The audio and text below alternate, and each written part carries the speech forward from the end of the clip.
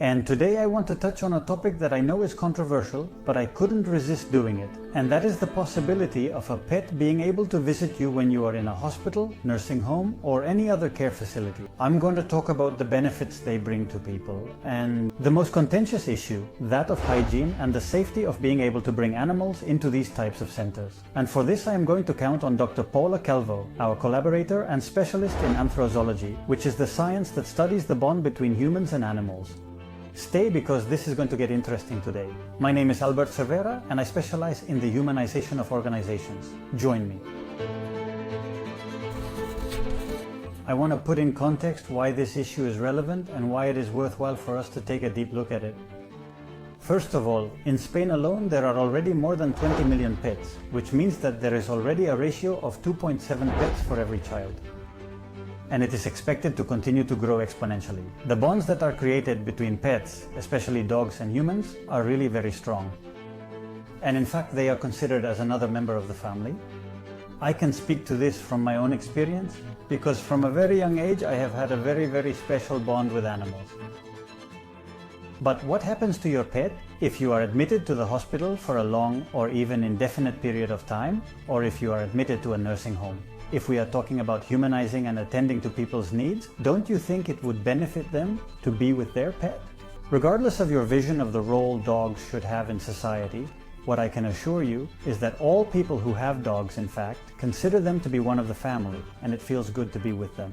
And as the data show, there is already a large proportion of society that has them. But you will tell me, let's see, I agree with you, but is it really necessary that they have to enter the social health centers?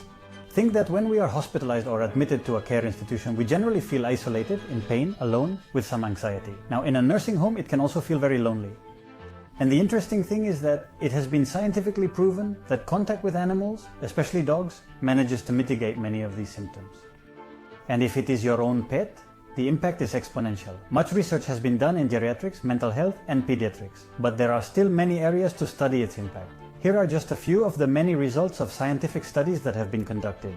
Reduction of anxiety and pain in hospitalized patients after surgery.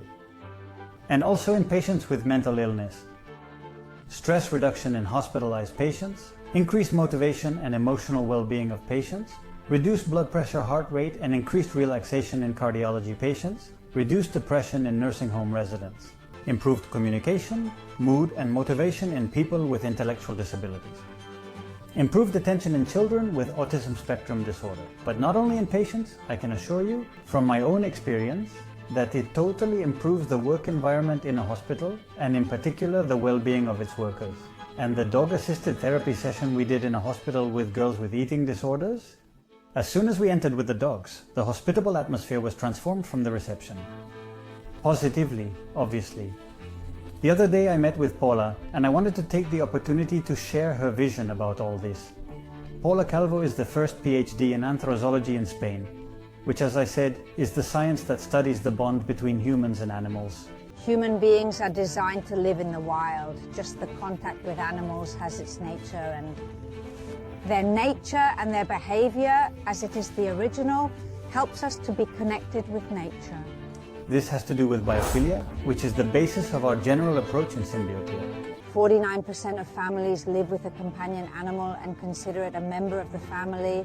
So when they are hospitalized, the fact that these people who are hospitalized, especially in the long term or indefinitely, as it could be in a geriatric center, is depriving them of being in contact with their pets, is depriving them of being in contact with these family members. Just as logically we decided that it is good for human relatives to be able to visit people who are inpatients or institutionalized, is that people need to know and contact and spend time with their dog or their cat. The memory that struck me the most, and it's been a few years now, but it stuck with me. We were doing a dog-assisted therapy session in a special education school, and there was a girl with cerebral palsy, and we put her on a comfortable mat on the floor, stretched out, and what we were looking for was for her to relax. And of course, it was the first session we did there, and she asked the girl, hey, do you want Lola, the dog's name is Lola, to come here? Do you want Lola to come over and lie next to you? And the girl said that she was, and the teacher began to cry. The girl had never spoken before at school, and that day she spoke. And the teachers didn't even know that the little girl had the ability to speak. That still gives me goosebumps. And so 1,000 cases, pets that make people laugh who have never seen them smile before. All these effects are caused only by the presence and love of these animals. In the projects that we carry out, we contemplate two formats of interaction with animals in social and health centers. The first is animal-assisted therapies. The second is the possibility of hosting your own pet in the center. The true pioneers in admitting dogs to hospitals are Australia, Canada, and the United States. And for Europe, the pioneer was the Can Mises Hospital in Ibiza, Spain. After that, many more hospitals jumped on the idea. But well, I am not going to forget the most complicated point that you are all waiting for. But what about hygiene and safety when a dog enters a health center? Obviously, protocols have already been developed to considerably minimize the risk of contamination. Note that many times our animals are redundantly very supervised. Thanks to the protocols, and doing this is very safe, and in fact there are also many studies in countries like the United States, Australia or Germany. It is more than seen that the possibility of zoonosis, which is an infection, the risk is very low. Zoonosis is transmitted from animal to human and is minimal. In fact, in these hospitals where it is already being done, they already have their protocols. It is always necessary to adapt it to the space. But normally what is done, ask for a series of requirements about the animal, veterinary report, that it is up to date with vaccinations, that it is up to date with deworming and so on. You can even apply some kind of disinfectant on the paws and so on. In these cases, especially if it is to come into contact with someone very immunosuppressed, you can get the dog or cat used to wearing one of these pajamas. And above all, create an area for these visits so that those people who might feel uncomfortable by the presence of a dog, such, well, you don't go into that visiting room. You may hear that the dog entering a hospital may seem eccentric, but you will see that society is evolving. In a few years, it will normalize. You may or may not like dogs, but if we think about the benefit to patients, it's at least worth considering.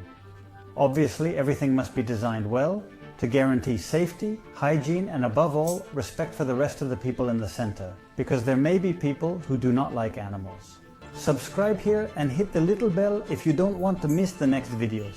Thank you very much for your attention and have a wonderful day. Think, Lobo, do you agree with this idea or not?